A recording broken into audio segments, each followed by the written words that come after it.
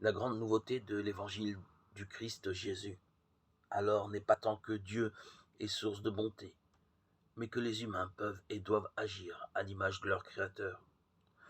Soyez miséricordieux comme votre Père est miséricordieux. Luc 6, 36.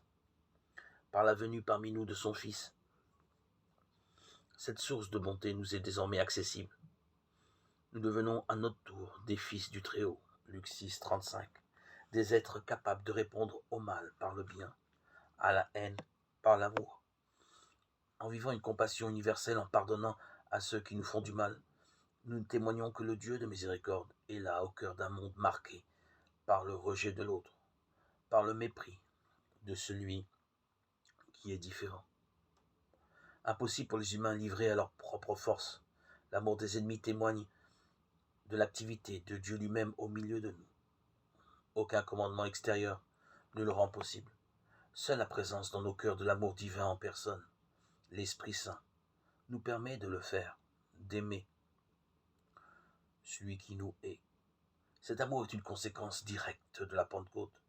Ce n'est pas pour rien que le récit du premier martyr chrétien, Étienne, rempli d'Esprit Saint, acte 7, 55, se termine par ces paroles.